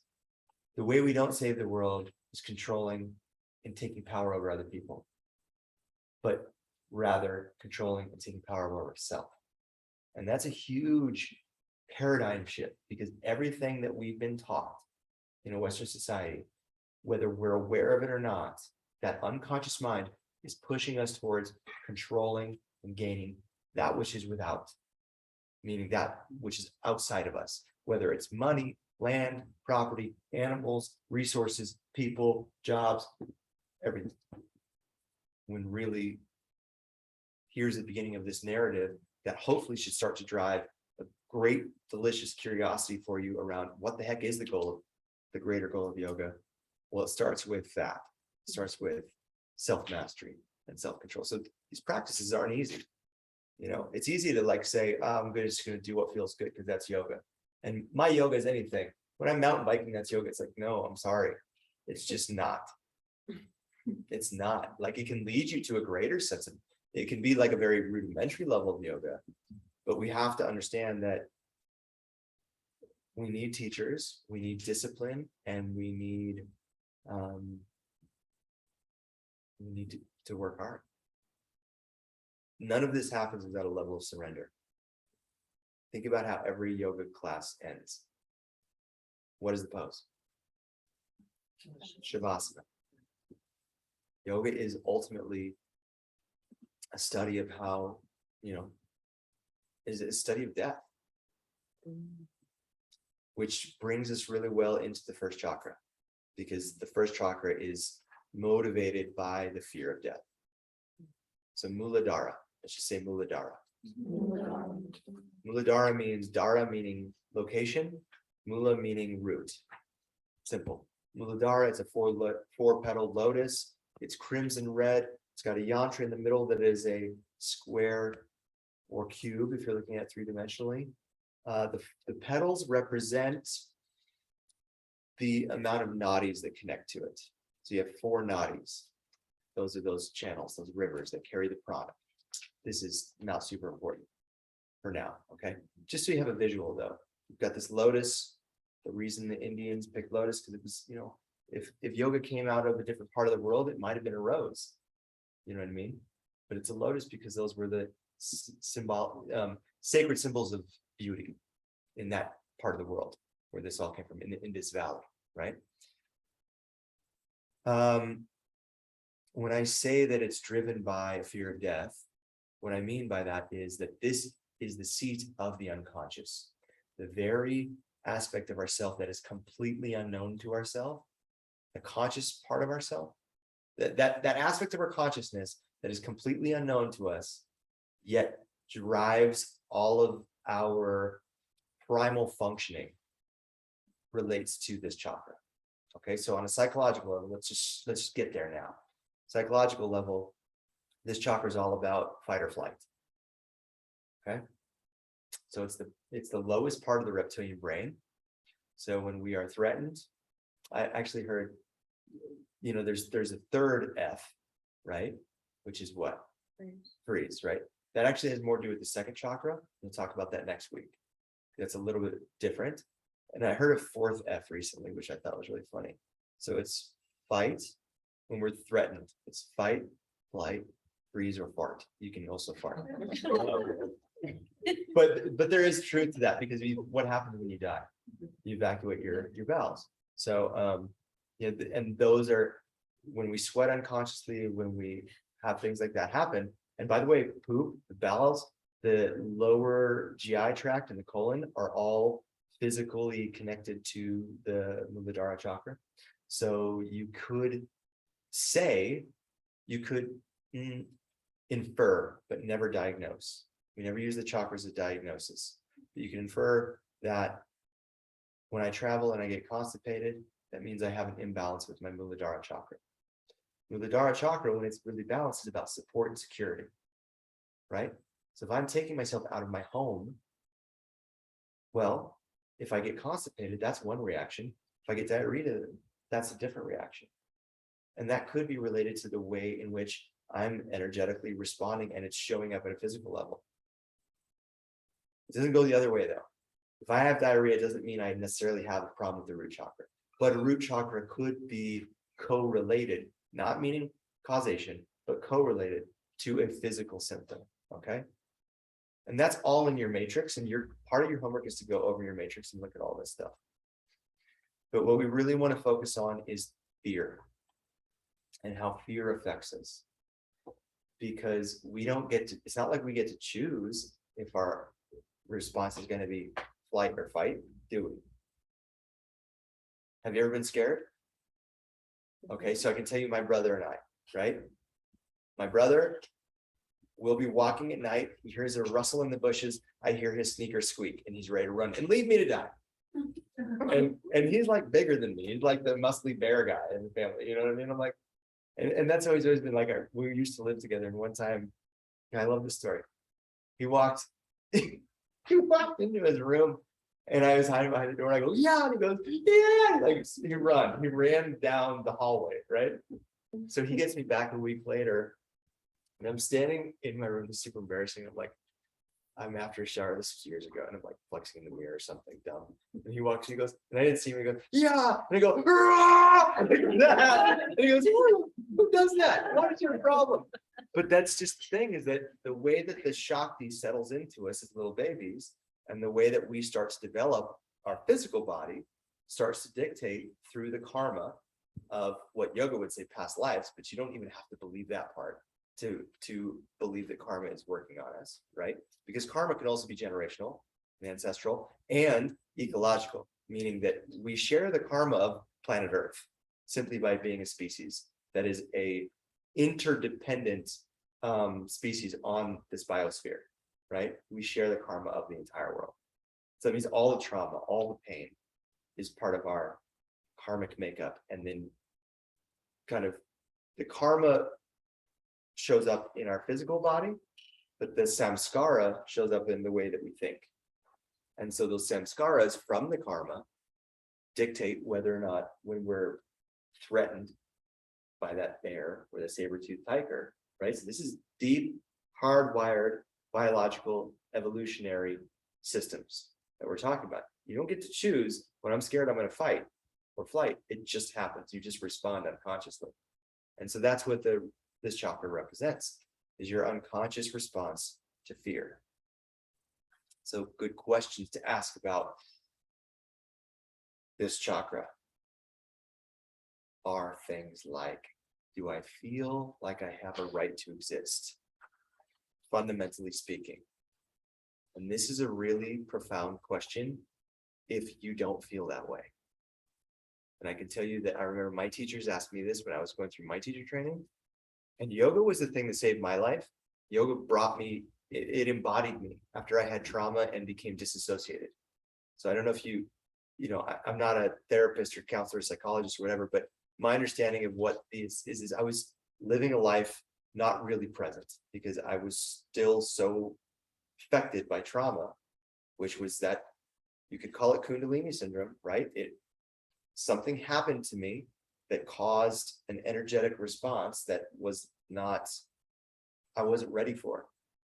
And it caused basically like an energetic malfunction, right? And I was just that way for a long time, and I didn't even know it until I started to do yoga. I started to like feel things and be like in my body again. But then there's a process of that because there's layers to us, isn't there? There's the physical body, the energetic body, the mental body, the wisdom body, and the bliss body, right? As far as yoga is concerned, you don't need to know that yet. But it wasn't until that question though posed to me, do you have the right to exist? I was like, oh, my trauma had caused me to not feel like I had the right to exist. And that's why I was in that disembodied state for so long. So the yoga started to heal me to where I could not only feel embodied, feel present, feel what it meant to feel Austin, but also start to go, actually, I do have a right to exist. And that unconscious belief system, I could kind of pull out like a weed. Now, does that mean it doesn't grow back? Of course it does. If you've had that experience, whatever the karma is, whatever the trauma is, you're going to have to be, that's why you can't just do yoga one time and be like, cool, I'm good, right? Or that's why enlightenment is such a not good word, because enlightenment means that you've hit a place that is never going to end, right? But really, yoga is a process of preparing you for divine revelation, meaning information and insight from your highest intelligence within. But to sustain that state is a way different thing than to visit that state and then come back down to normal state. And most of us, for most of our lives, will have glimpses of insight or eureka moments, right?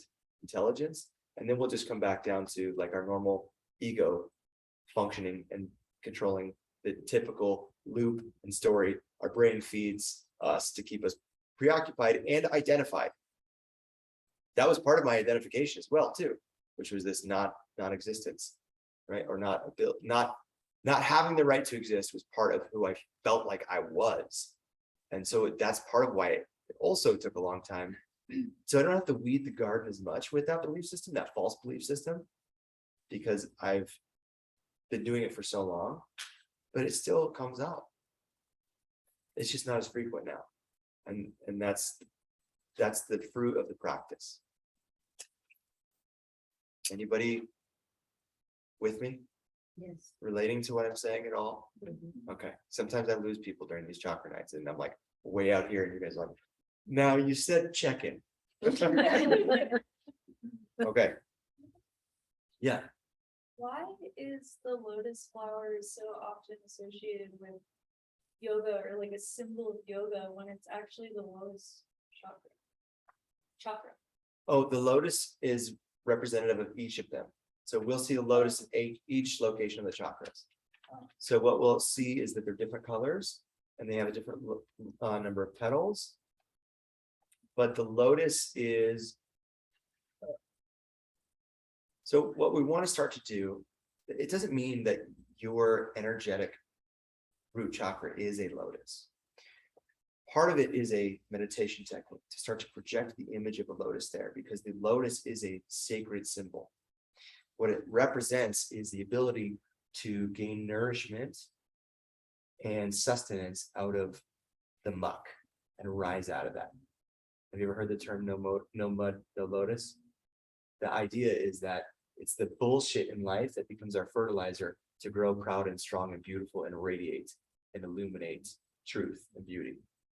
So really, and one of the things that I'm sure Kristen will get into when she talks about meditation, and something we also teach when we do the meditation teacher training together, which I hope you all will take towards the end of the year, is that you really, in terms of yoga philosophy, there's always going to be the like guidelines around shoulds in yoga, and it doesn't mean to should you, but really, if you're going to spend your mind, if you're going to take your time to control and focus your mind and meditate on something, it should be on something sacred. It shouldn't be on something that will create more either desire or aversion or attachment, is the long way of saying attachment. So sacred symbols will free you of attachment. The idea is that attachment causes suffering. Why do we do yoga? To free us from attachment. What happens when there's no attachment? Well, we're free of suffering. We're in a liberated state. It just doesn't last. We go back to desiring things, right? So when we focus the mind for long periods of time, especially when the mind is in a state of hemisync, right?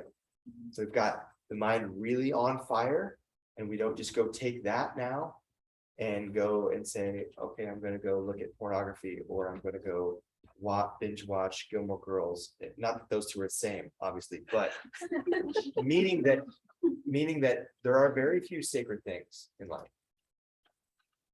And it is meant that when we do the yoga practices, what we're doing is cultivating a mind state.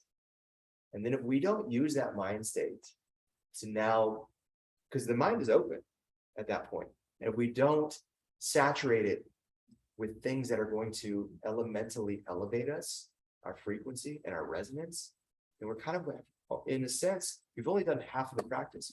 We've only really, so that's kind of like my way of saying, like, when I first found yoga, it gave me a way to embody myself and heal myself from this really harmful belief system that I didn't have a right to exist, right? But I was still leaving money on the table in my yoga practice, because yes, yoga will heal you, but it will only take you so far if you don't realize that part of the healing is preparing you the same way that prehistoric Indian yoga student went out to go get initiated and carried water and chopped wood for their teacher for 5 years, wondering, what the F does this have to do with enlightenment? And then one day their teacher goes, boom. And they realize, oh, crap, I realized what I've been doing all along. And it hits them in a moment of enlightenment. So there's moments of enlightenment, right? And they all of a sudden are at a whole other level with their practice. And now it's no longer about healing, because they've done the work of healing, but it's about the work of kind of aligning things to access human potential, to fulfill your, and when I say human potential, that means spiritual potential. And you know, if we look at any great religion through all of post-historic humanity, right? Meaning all of the Abrahamic religions, we have these things called morals and ethics, virtues and values, whatever you want to call them, right? Well, most sky religions or Abrahamic religions are obsessed with kind of like telling us what not to do, because we can't live that life of being a virtuistic person or a value-based person. We want to, but then our actions always kind of, you know, we always fail ourselves. We always disappoint ourselves, and that's just being human, right? Being imperfect. Permission to be human. That's a tenet of yoga, right? To not spiritually bypass to look at our shit. But at a certain point, the practice should create enough stability in your life, enough health, and enough wellness to where those virtues and values are no longer, it's no longer child's play. It's no longer, oops, I did it again. You know what I mean? It's literally like you see the harm you're doing when you're not living in alignment with your values. And you also, when you start to live more in alignment with your values, you see the power that it gives you, and more specifically, a power that you can share with other people. And that's really the beauty of it. It's a lot to think about. Muladhara, say it again. Okay, so we've got a lotus. We've got 4 petals. We've got the element of earth, which is very important. That each one of the chakras is connected to an element, which is called a tanmatra or tattva. But you know, if you think about like this concept that comes up in spiritual conversations of, oh, I just gotta get grounded, right? Like this is the root chakra. This is work in the root chakra to get grounded. But if you have too much prana in the root chakra, if you're too grounded, it can make you what? Stubborn, immovable, insufferable, boring. Yeah, not living your life, getting stuck in place, right? Whereas if you're not grounded enough, maybe you're too easily influenced by charismatic people, especially into doing things that harm other people, right? I mean, we see this really easy, like the primal brain gets totally activated through social media. You know, nuance is totally gone on social media. Whenever we see something on social media is kind of designed to say either you believe this or that. And a lot of times the big pile-on, the thing that makes us actually act to make a comment and not just click the like, is the things that are driven by hate. It's much more rare that we're enacted through social media to make an effort when it's something of virtue or value, meaning love, meaning kindness, meaning compassion. It takes a lot more for us to act in that way when there are no seemingly consequences, when we're disembodied, when we're removed from existence in this virtual world. But it's much more common that people will enact out their hatred in these ways. And this is the primal reptilian brain circuitry taking over the conscious brain in a way that, well, it creates more karma, which just means, and again, it's not good or bad, it just means there's going to be more work for you to do. So you know those moments where you're like, oh God, I just do so much yoga. I've been doing the yoga for so long. When's it gonna get better? When am I gonna get better? When am I gonna feel this pain? Well, the more karma you give yourself, the more work you're gonna have to do. You're the one doing this to yourself.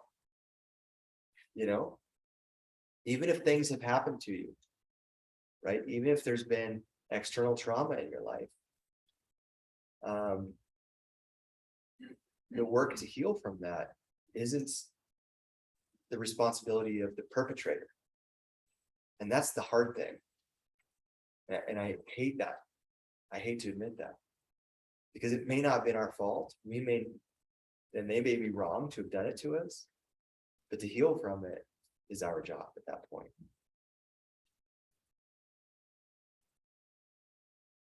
It doesn't seem right. It doesn't seem fair.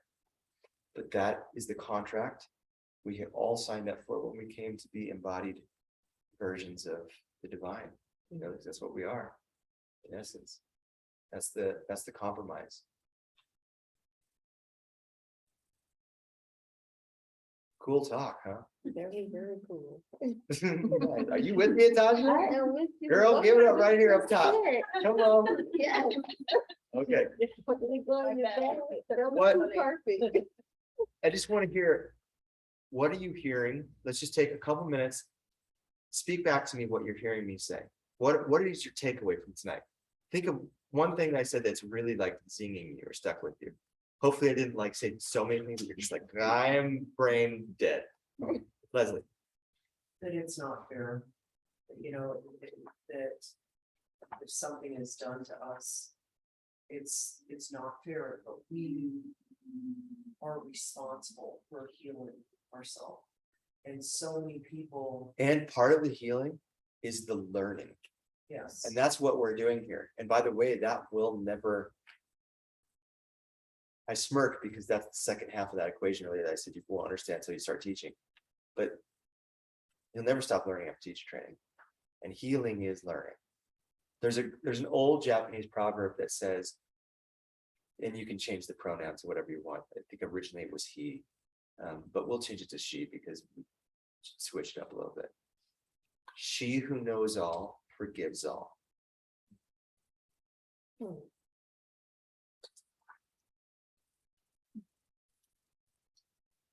Some of you are nodding. Some of you are looking at me like, explain more. Some of you are nodding, maybe you want to say why. No, I don't know, I understand that. Tell me, yeah. I'd say, to an extent, I do not know all. But, that made me think of like know thyself kind of thing.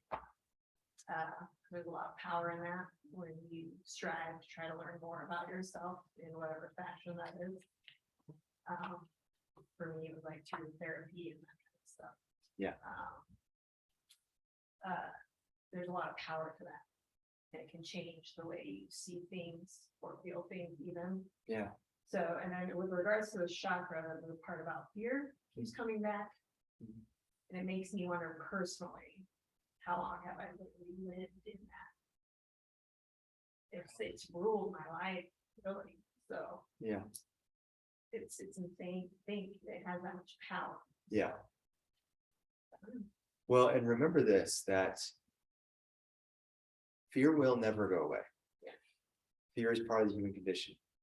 However, the choice, the beautiful question is, how will you respond to the fear? Will you let it paralyze you? Will you fight it? Will you fight it? Or will you work gracefully, artfully, showing up, rolling the mat out? So I mentioned this term spiritual bypassing. Boy, this is too much for the first night. This is too much.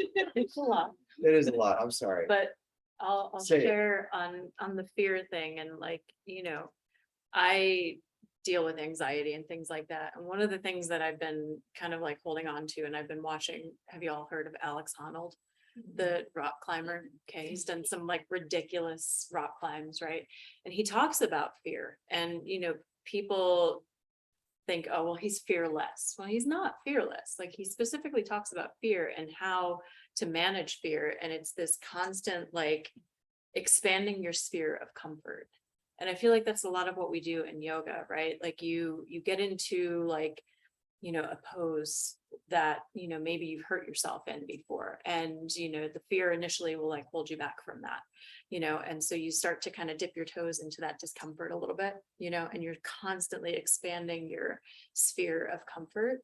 And so that's the thing that like, I keep coming back to, because fear is just always there. It's just how you manage it. So. Will you also explain what spiritual bypass is?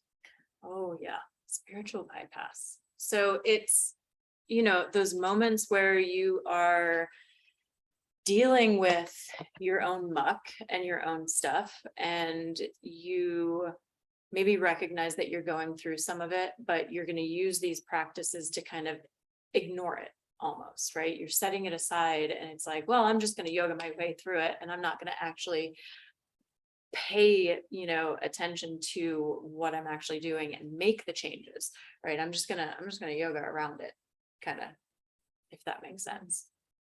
So an example would be like if you are causing somebody harm in your life, and rather than acknowledging it and doing something about it,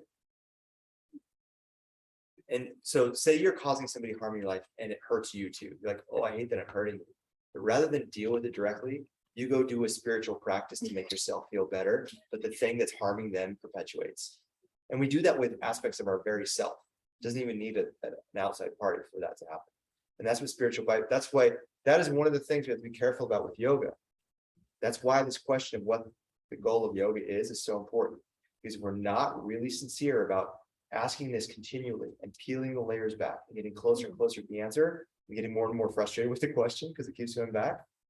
We can be at risk of becoming spiritually bypassing. If you're just doing the yoga and you're feeling better, but then you go home and it's the same shitty situation that you didn't do anything about.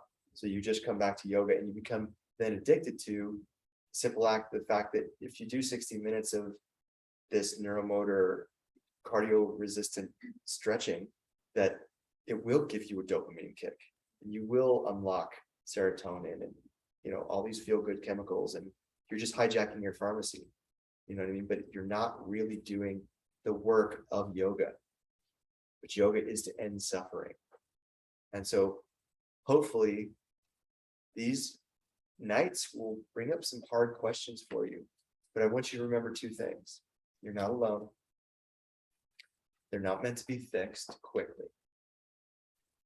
And in fact, part of fixing them is sitting with them for a long time. And fixing is the wrong word, because that comes back to fear, because it's not like you're ever going to fix fear, right? You don't conquer fear forever. You conquer fear at this venture, at this crossroad, and then you move on. Fear becomes a new thing for you, and you have to interface with it, engage with it again in a completely new way, and you may lose that time, and that's okay. It's a practice, right? That's the heart of the practice, and that's what your practice is going to be about for the next week. It's going to be when you show up on the mat, I want you to think about this stuff that we're talking about, the root chakra. What does it hit you? Are you a stubborn person? Are you an overly grounded person? Are you a person who has a hard time discharging trauma out of your body? Because that's a person who needs to work with the root chakra, because that's how we discharge physical trauma in the body, right? Because there's different layers of trauma. So say I get into a car accident, right? And I break my elbow and my elbow heals. But I still have nightmares about getting hit in the car, right? So there's a trauma on the psychological level that still needs to be healed. But sometimes we don't heal physically all the way just because it looks like it's healed. So we carry that trauma by the way we hold our body, right? The inability to express our body in expressive ways, to open the heart, to open through the psoas, especially. So like when you're doing half pigeon this week, right? Bridge pose, all these things that get into the hip flexors, because when we're walking through life and a threat comes along, whether we fight or flight, the first thing that locks down is our hip flexors, because we get here to fight, or we get here to protect yourself, or we get here to run, right? So these are, and that's why a lot of times, like if you do some study with folks like Leslie Kaminoff or other real like yoga anatomy nerds, they'll call this the soul muscle. It's the only muscle in the body that is both tissues of muscle tissue, muscle fiber, and organ tissue. So it's really interesting because it reacts through the vagal nervous system. And it's fast. It's before we can think about it. These things go. And so sometimes what happens is we experience, and I'm using trauma as a really generic sense. It doesn't necessarily mean sexual trauma. It can literally just be like that time my brother scared me. I go, yeah, you know, I'm not scared in this room. And then I have to go, okay, that trauma is not realistic. I can let go of it, right? But we can have traumas in life that get stored in the body and that can have been there for decades. And here's the difference between yoga as a therapeutic means to wellness versus Western psychology. So far tonight, we've been kind of braiding the two together, right? And how here we're going to separate the difference, because Western psychology, most of cognitive behavioral psychology says, really, we need to get to the root of the problem, right? And yoga knows that that's kind of, it can be satisfying to get to the root of the problem, but if it's karmic based, it's probably not the root of the problem. It's just the last time it changed, that problem evolved into something new, meaning that problem was already something else before that. So yoga, long way to say yoga doesn't give a crap about getting to the root of the problem. All yoga cares about is resolving the problem, freeing you from the suffering. Because I can tell you from doing a lot of therapy, and I'm not poo-pooing therapy because I think therapy is great. I think it works really well with yoga. But there's been many a time where I go, oh, that's the way I am. But it didn't change my behavior. It did not change the thing. I needed catharsis. Do you know what catharsis is? Literally means to work something out, right? So just realizing the genesis of something doesn't mean that you're actually getting, you can get catharsis through understanding the genesis, but that is not a guarantee. And yoga is exclusively concerned with catharsis. It's preparing you to move into these higher realms of what the work is supposed to be about. But right now, in the beginning of your journey, it's about getting you to a state of not just health and wellness in mind, body, and spirit, but also capacity to be strong, to be courageous. Because, by the way, the work that's on the other side of when you're healthy and wellness is a lot harder than this stuff. So for as hard as it is to deal with your trauma and heal from this stuff now, the stuff you have to do on the other side of it demands way more discipline, demands way more attention, demands way more focus. And that's why a lot of people stop there. And you'll see that as teachers, when you go out teach, you'll see people get to the point where they're like, oh, I used to come here because my back was hurting. My back don't hurt anymore. I don't know why I come here anymore, right? If you're a good teacher, you will provoke and inspire a desire and appetite for them to want to get more out of the practice and to just have little glimpses to witness that there is so much more potential to what this practice provides than just being physically safe and sound. Because, by the way, that also won't last. And what yoga can promise is that it can give you a peace that will last even when I can't do those handstands anymore, or I can't touch my toes anymore, right? But does that mean yoga's not working anymore? No, right? But we have to get to those points where we outgrow our belief systems around what we even thought yoga was for. And I can tell you from our position, that's the thing you just have to trust us on. We've been doing this a lot longer than you probably, or maybe with a little bit more intention or focus or different guidance, right? And it's not a competition, but trust us and trust the process. That's where I want to end tonight with is the Muladhara chakra is it's one of the trickiest ones to really bring into balance because security and support are so elusive in our world. Our entire culture is based off of stripping security and support away from you so that you are a productive consuming member of a capitalistic democratic Western society, right? It's how the whole system is rigged against you to kind of hijack your reptilian brain so you think you need the new iPad. I know I have an iPhone 13, but I'm probably gonna get the iPhone 14. Why does this happen? It's not conscious. It's not a cognitive rational thing. You're being hijacked.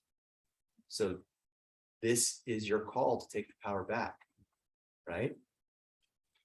And what I'm asking you to do, stay dedicated to the practice, do your best to surrender your own bullshit, trust the process along the way.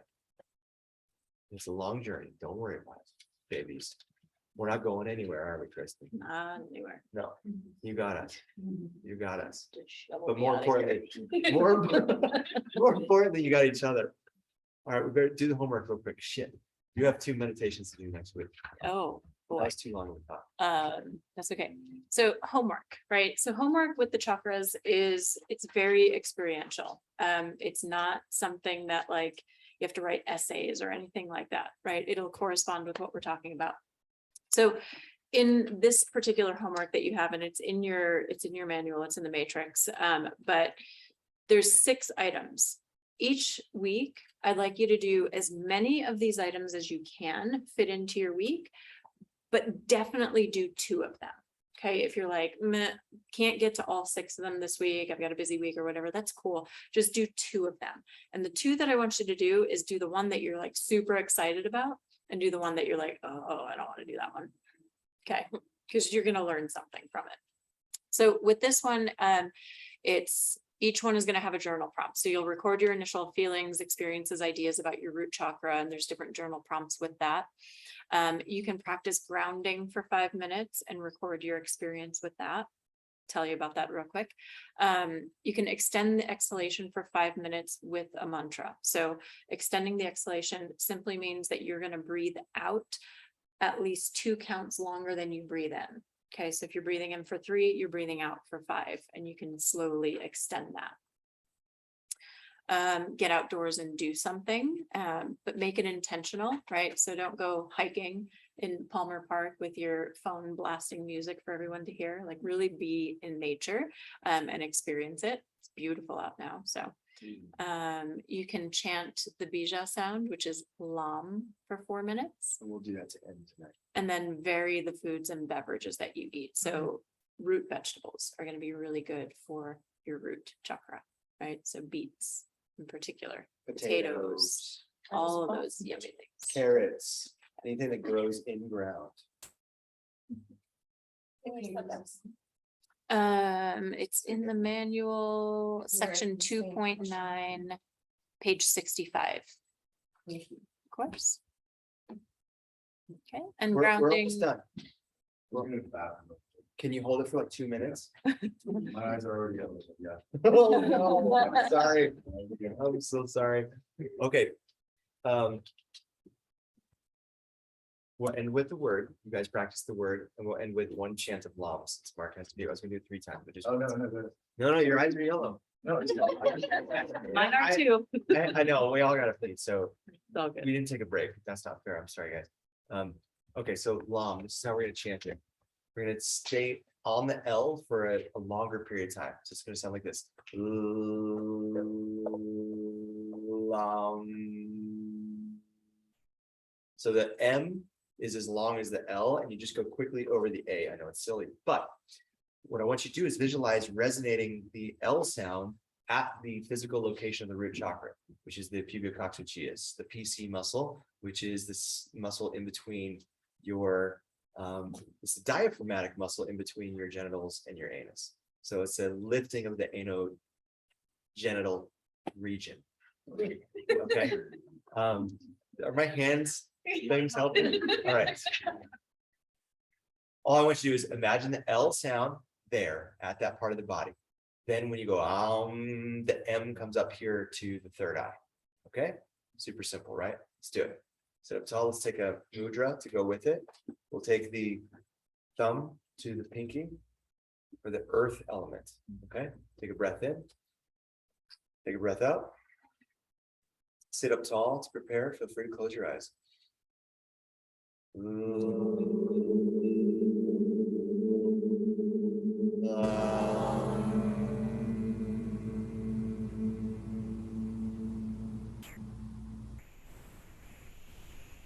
And then you would just do that again and again, for like 5 minutes, just set a timer on your phone for your homework, all right? So let's do the word. Our new friends, how we do is just we close with whatever word is on your heart, okay? And there's no wrong answer. We're gonna go around each person, and we're gonna, well, actually give you the last word since you had, we'll start with Jen, and then go that way, okay?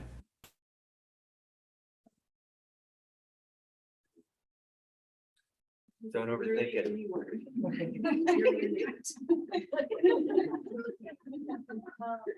Forgiveness. Yeah, thank you. I'm pumped. Sweet. Wow. Grateful. Little unprepared. Inspired. Self-loving. Understanding. Thoughtful. Non-attachment. Accountability. Community. Liara. Knowledge. And repair. Okay. You're free to go, but I want to say this.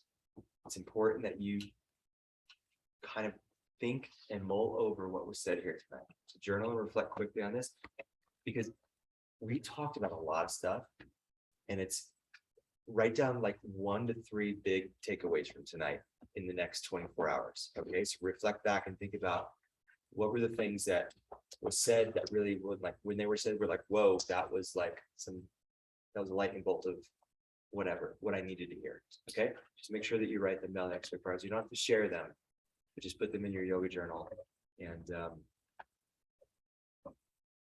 we're off to a great start. This was really cool. I hope you all enjoyed this tonight. Did you enjoy it? Yes. So not too woo-woo? It was the perfect. That's what- It's the perfect. What did you say, Mark? I said I've heard a lot worse. I know.